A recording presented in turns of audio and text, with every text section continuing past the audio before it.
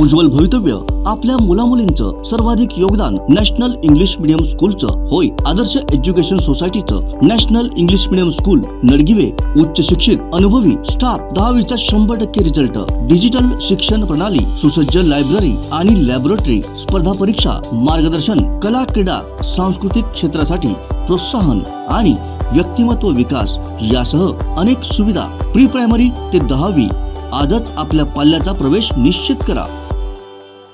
गेले 40 वर्षांचा धरणवाडी रस्त्याच्या संदर्भात प्रलंबित असलेल्या प्रश्नासंदर्भात पुन्हा तिसऱ्यांदा धरणवाडी ग्रामस्थांच्या वतीने माणगाव ग्रामपंचायतच्या विरोधात छेडलेल्या घंटानाद आंदोलनात ग्रामस्थांनी आक्रमक पवित्रा घेतला।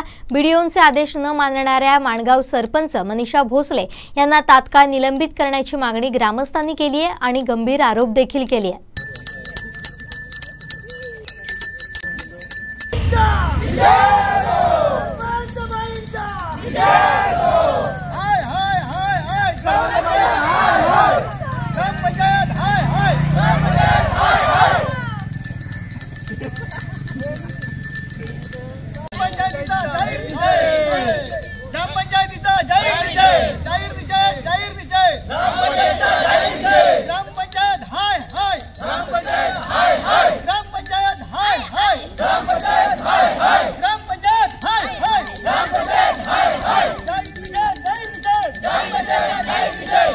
गेली 40 वर्ष आमचा लढा चालू आहे। समोरून 56 साली 26 नंबर 23 नंबरला नोंद असलेला रस्ता 40 वर्षाच्या नंतर समोरून गेले रस्ता नाही म्हणून, पण 40 वर्षापर्यंत लढा करून शेवट जिल्हा कोर्टाचा पण न्याय लागला, असा लागला की हा 23 नंबरचा 56 सालचा रस्ता आहे, 12 फूट रुंद 984 फूट लांबीला आमचा बीड शहर कोर्टाचा आम्हाला आदेश आलेला आहे। तो आदेश आम्ही ग्रामपंचायतीकडे सुपूर्द केला।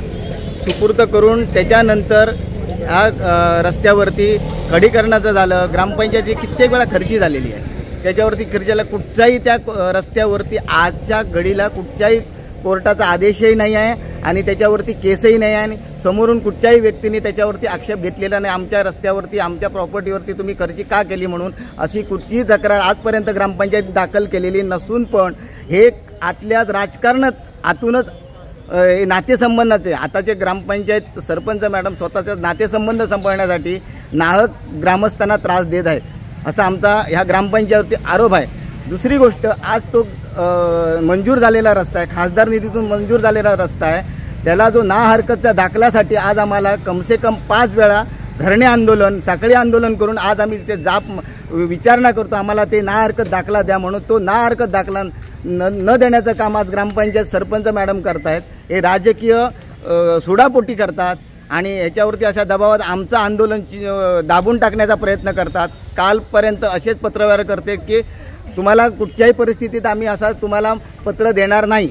ग्रामपंचायतीची प्रॉपर्टी असून 23 नंबर जुना रस्ता असूनही आज ती आपल्याला पाहिजे ते पत्रव्यवहार करत नाही आहे, आपल्याला दाखला देत नाही। त्या दाखल्यासाठी आम्ही आज कमसे कम 4 दिवस झाले आता आम्ही साखळी आंदोलन केला आणि आमचं जोपर्यंत देत नाही तोपर्यंत आमचं साखळी आंदोलन असं चालूच राहणार आहे असं आम्ही पत्रकारांच्या मार्फत आम्ही विनंती करतो। सरकारने, पालकमंत्र्यांनी सर्वांनी ह्याच्यावरती लक्ष वेधून आमची तातडीने या सर्व लोकांची मागणी मान्य करायची अशी आम्ही पत्रकारांमार्फत त्यांना विनंती करतोय। माझं नाव पांडुरंग यशवंत वारंग। आमचा एक समस्या आहे की आम्हाला ही रस्त्यावर येताना इतका प्रॉब्लेम होतो की माझी जेव्हा डिलिव्हरी होता ना तेव्हा रिक्षा पण वरती घातली नाही होती, कारण रस्ताच नाही ना, कसं घालणार रिक्षावाले सगळेजण अडवतात आणि सरपंच बाई इतकी करते की आम्हाला रस्ता अडवते।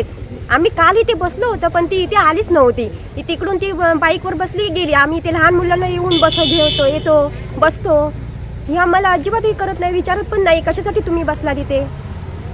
आणि माझे सासऱ्यांना एवढं बरं नसतं की आम्हाला त्यांना उचलून न्यावं लागतं घरी, डॉक्टर जवळ जाते वेळी आम्हाला कोण माणूस पण भेटत नाही, असं आमची कंडिशन होते की आम्ही 2 जण घेऊन आम्ही डॉक्टर रस्त्यावर येतो आणि हॉस्पिटलजवळ घेऊन येतो त्यांना। आमच्या घरा 20-25 घरं आहेत, त्यांना एवढा प्रॉब्लेम होतो की आमच्या घरी भरपूर पेशंट आहेत, 4 पेशंट असे आहेत की ते झोपूनच असतात, बाहेर जाऊ शकत नाही। डॉक्टरजवळ जाताना एवढा प्रॉब्लेम होतो की रिक्षा बोलून रिक्षावाले ऐकतच नाही, त्यांना असं चादरीतनं घेऊन जावं लागतं, यायला लागतं हॉस्पिटलजवळ। माणगाव धरणवाडी रस्त्याची दुर्दशा ही वेळोवेळी ग्रामपंचायतीला दाखवून देऊन सुद्धा ग्रामपंचायत वेळोवेळी कागदपत्र ही कुठच्याप्रमाणे ती देत आहे. त्याचप्रमाणे कालचं हे आंदोलन, कालच्या आंदोलनाचा विषय असा आहे की आम्हाला जो याचा ना हरकत दाखला ग्रामपंचायत सरपंचाने ती जो 23 नंबरला नोंद आहे अशा प्रकारे देण्याचं कर्तव्य आहे, परंतु तिथे आपल्या कर्तव्यामध्ये अशी खोडसाळ जी कागदपत्र आम्हाला देत आहेत. त्याचा पुरावा म्हणून मी सांगतो आहे की तो रस्ता 23 नंबरला 1956 सालामध्ये 15 फूट रुंद 984 फूट लांब अशा परिस्थितीत त्या दप्तरी नोंद आहे. अशा परिस्थितीत असताना त्या 23 नंबरवर कुठल्याही प्रकारची तक्रार नाही, समोरच्या व्यक्तींची नाही, कोर्टाची नाही, कुठल्याही प्रकारचा असा आदेश नाही आहे की तो रस्ता शासनाने करू नये.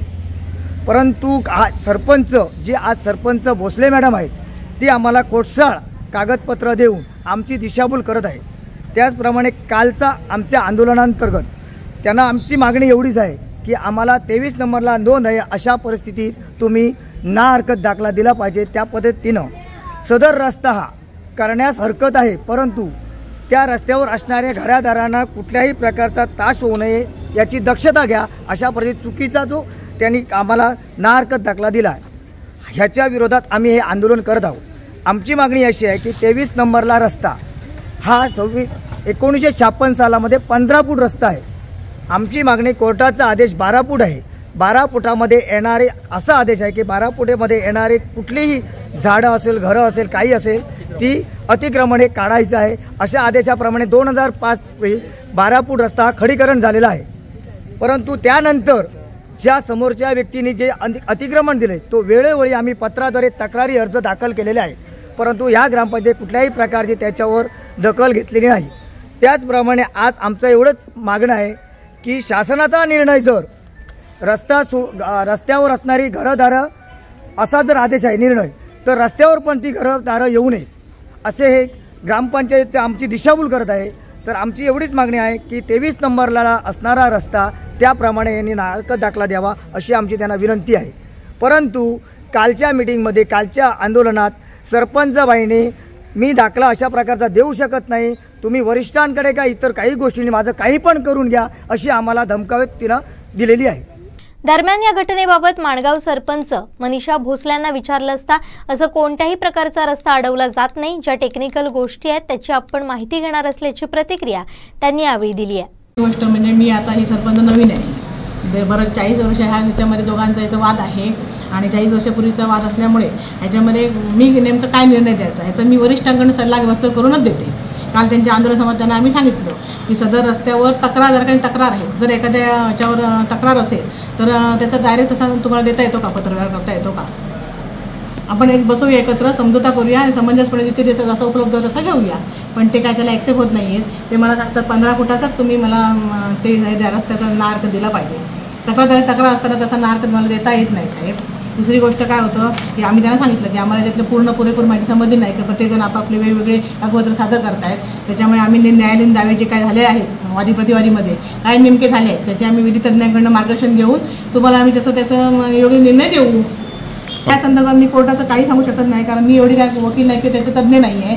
त्यासाठीच आम्ही विधी न्याय मंडळामार्फत जे काय कागदपत्र झाले, निर्णय झाले आहेत त्याचं काय असेल ते लेखी स्वरूपात घेऊन यांना मार्गदर्शन देऊ. 5 वर्षापूर्वी सुद्धा मी सदस्य म्हणून इथे होते की ह्याच्यापूर्वी सुद्धा मी होते, ह्याच्यापूर्वी सुद्धा वाद चालू आहे. त्याही नातेवाईक कुठे गेलेले आणि नातेवाईकाचा काय संबंध आहे, वर नातेवाईक मी त्या घरात माझी बहीण दिली ते घर खूप लांब आहे, काय संबंध नाही आहे त्याचा. आणि जरी त्या जागेचा सक्का मुलगा जरी असला तर नियमात जे आहे ते आहे. ह्या मताशी मी ठाम आहे साहेब. जर एखाद्याची हरकत तिथे जर कमी असलं, माझ्या घरात जरी वाद असला आणि हरकत असलं तरी मी असाच निर्णय घेईन. आमचे दिवसभरातले सर्व अपडेट्स, ताज्या घडामोडी आणि थेट लाईव्ह पाहण्यासाठी सबस्क्राईब करा, लाईक करा कोकणचं नंबर 1 महा चॅनल कोकण 7 लाईव्हचं YouTube चॅनल.